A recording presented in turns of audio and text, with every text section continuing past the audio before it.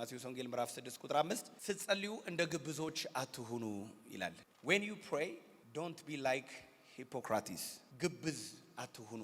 መጸለዩን ተቀብሎታል ስትጸልዩ ነው ያለው which means ጸሎት በጣም አሪፍ ነው ማለት ነው። እነሱን ኤክስፕሌን ሲያደርግ እንደዚህ ይነናል። ለሰው ይታዩ ዘንድ ሰው እንዲያዩ የተፈቀደ አይደለም፣ ወይም ደግሞ ለሰው ታይታ የሚደረግ ነገር አይደለም። ፈጽሞ ጸሎት ውስጥ ሰው የለም።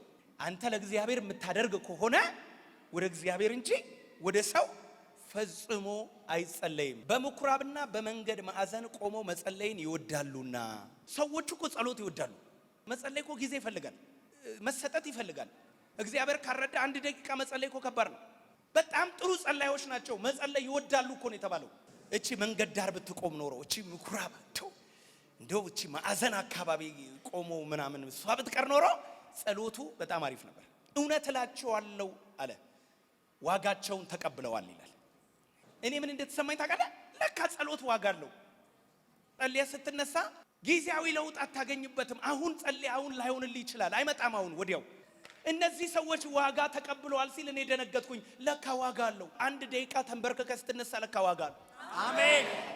አንተ አይመስለንም እኮ ጸልዮ ነገር እንደሚለወጥ አይመስለንም። ተጸልዮ ነገር የሚቀየር አይመስለንም። እግዚአብሔር የሚመልስ አይመስለንም።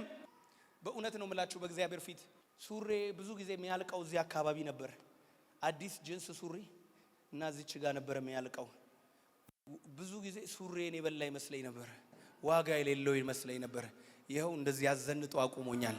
አሜን። ቁጥር 6 አንተ ግን ስትጸልይ ጸሎትን ዲስካሬጅ ያደረገ አይደለም። ስትጸልዩ ግን ምን ይላል? ወደ እልፍኝ ግባ። ከዛስ ጸሎቱን አደባባይ አታድርገው። ሰው ምን ያደርገኛል? እግዚአብሔር ምን ያደርገኛል? ይረዳኛል። ወደሚረዳ እንጂ ወደ ማይረዳ አትጸልይ። ስትጸልይ በተቻለ አቅም ለእግዚአብሔር አድርገው። መዝጊያህን ዝጋ፣ በርህን ዝጋ። ያይሃል እግዚአብሔር። በስውር የሚያይ አምላክ በግልጽ ይከፍልሃል። አንተ ግን ስትጸልይ ወደ እልፍኝ ግባ፣ መዝጊያህንም ዘግተህ በስውር ላለው ለማን? ለአባትህ። በስውር የሚያይ አባትህ በግልጥ ይከፍላል። ልጆቻችሁ ከፍ አድርጉና የጓዳውን ክብር ስጠኝ በሉት። የጓዳውን ክብር ተንበርክካችሁ የምትጸልዩበትን፣ ተቀምጣችሁ የምትጸልዩበትን፣ እንደ ዮናስ በባህር ሆድ ውስጥ ሆናችሁ የምትጸልዩትን ጸሎት እግዚአብሔር ይስጣችሁ። የሰው ንክክ የለበትም። አዋሳ ታቦር ተራራ ላይ በጣም ብዙ ጊዜ በእግዚአብሔር ፊት አሳልፌያለሁ። በጣም ብዙ ጊዜ ብቻዬን፣ በጣም ብዙ አመት፣ ብዙ ጊዜ ውሎዬ ተራራ ነበር። እዛ ተራራ ላይ ወጥተን አንዳንዶቻችን ተቀብተን ወርደናል። አንዳንዶች ከተራራ አብደው ወርደዋል። ሊትራሊ አጋንንት መጥቷቸው ከተራራ ላይ እብድ ይሆኑ አውቃለሁ። ከተማ ውስጥ እኔ ስጸልይ ያኔ ተራራ ላይ አያቸው ነበር።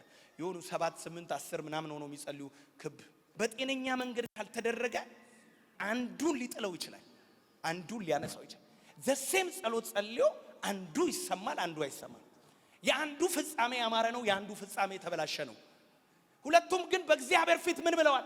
ጸልየዋል። ዋጋ እንዳታጣ እግዚአብሔር ይርዳ። ሁለተኛው የአሕዛብ ጸሎት በሉሴ። የአሕዛብ ጸሎት ከክርስቲያን ጸሎት ይለያል። አይነቱም ይለያል፣ ችግሩም ብዙ ነገሩ ይለያል። የአሕዛብ ጸሎት ምንድነው ይላል? በመናገራቸው ብዛት እንዲሰሙ ይመስላቸዋል። በመናገራቸው ብዛት ይሰማሉ አይልም፣ ይመስላቸዋል ነው የሚለው።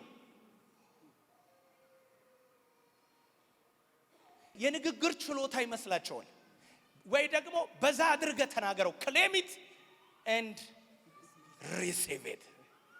ስትጸልዩ እንደነሱ በከንቱ አትደጋግሙ።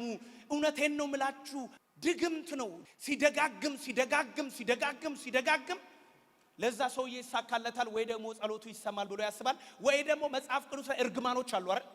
አንተን ለመርገም ሰውየው እነዛ እርግማን መጽሐፎችን እያወጣ ይደግምብሃል። አንተ ላይ ስምህን እየጠራ ያንን ቃል ይናገርብሃል።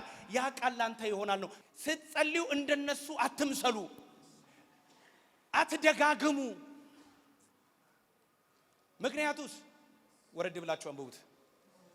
ሳትለምኑ እግዚአብሔር እኮ አምላክ ነው በለው። ከጎን ያለው ሰው እግዚአብሔር አምላክ ነው። እግዚአብሔር የሚያይ ነው። እግዚአብሔር የሚሰማ ነው። እግዚአብሔር አጋጣሚ የሚመልስ አይደለም። ሰምቶ በሳት ስትጠራው አቤት የሚል አባት ነው በለው። ከጎን ያለው ሰው እግዚአብሔር የእውነት እኮ ነው። እግዚአብሔር ፐርሰን ነው ታውቃለህ አይደለም? ለቤዛ ቀን የታተማችሁበትን ቅዱሱን የእግዚአብሔር መንፈስ ምን አትበሉት አታሳዝኑት ማለት እኮ የሚያዝን ነው ማለት እኮ። ከጎን ያለው ሰው እግዚአብሔር አዋቂ ነው ስል በለው። እኔ ማቀውን ሁሉ ያውቃል። የሱ ለየት የሚያደርገው እኔ ማላቀውንም ያውቃል። ለዚህ ነው እግዚአብሔር አዋቂ ነው ምንለው። ስለዚህ በከንቱ አትደጋገሙለት። ሳትለምኑ አባታችሁ የሚያስፈልጋችሁን ያውቃል። ምናችሁ ጸሎት ወደ አባት የምታደርገው እኮ ንግግር ነው። ሳትለምነው ገና አንተ ሐሳብ ምን እንደሆነ ከሩቅ ያያል። እግዚአብሔር ከሩቅ ሐሳብህን ያስተውላል በለው። ከጎን ያለው ሰው ምን እንደፈለከ ገና ሐሳብህን ያውቃል እግዚአብሔር። ተናግረህ አይደለም ደጋግመህለት አይደለም፣ የእውነት አድርገው። ጸሎት እኮ ነው፣ ዋጋ አለው። ሰማይ ያየዋል። ዋጋ በሰማይ ታላቅ ይሆናል። ለማን ብዬ ላስመስል? ለማን ብዬ ፕሪቴንድ ላርግ? ለማን ብዬ ሂፖክራት ልሁን? ለምን አይቀርም ሰውየው? ምን ያደርግልኛል ሰውየው? እግዚአብሔር ይረዳኛል። ስለዚህ እንደ አሕዛብም አትሁኑ፣ እንደ አስመሳይ ጴንጤም አትሁኑ። አስመሳይ ጴንጤ አትሁን። ማንም በሌለበት ብቻህን ዝጋና በአምላክ ፊት እንባህን አፍስስ። እንባህን ታየዋለህ፣ በሩን ይከፍተዋል። ልንገርህ ያያሃል።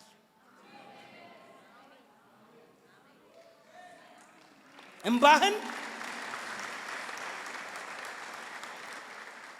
ጸሎትሽን ያያል፣ ይሰማሃል እግዚአብሔር። እውነቴን ነው የምልህ፣ ያያሃል እግዚአብሔር። ዋው! የሚጸልይ ሰው ያሸንፋል። ቢሮ ውስጥ የሚጸልይ ሰው አይነቀልም፣ ይነቅላል። የጻድቅ ጸሎት ይላል በስራው እጅግ ኃይልን ታደርጋለች። The prayer of the saints is powerful። እኔ ዛሬ እናገራለሁ፣ ትጸልያለህ፣ አለቱ ይሰነጠቃል። ከዚህ ቤት እግዚአብሔር ምስክሬ ነው፣ የጸሎት ቅባት ይዘህ ትሄዳለህ።